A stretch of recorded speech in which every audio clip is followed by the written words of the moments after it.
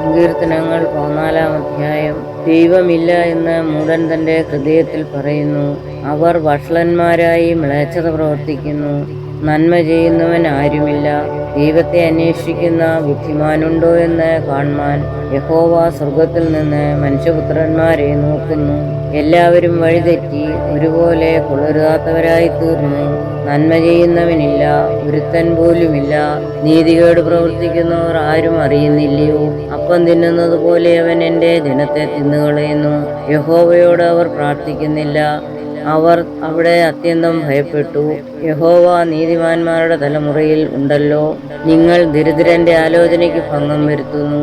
എന്നാൽ യഹോവ അവന്റെ സങ്കേതമാകുന്നു. സിയോനിൽ നിന്ന് ഇസ്രായേലിന്റെ രക്ഷ വന്നെങ്കിൽ യഹോവ തന്റെ ജനത്തിന്റെ സ്ഥിതി മാറ്റുമ്പോൾ യാക്കോബ് സന്തോഷിക്കുകയും ഇസ്രായേൽ ആനന്ദിക്കുകയും ചെയ്യും. യഹോവയെ സ്തുതിപ്പിൻ.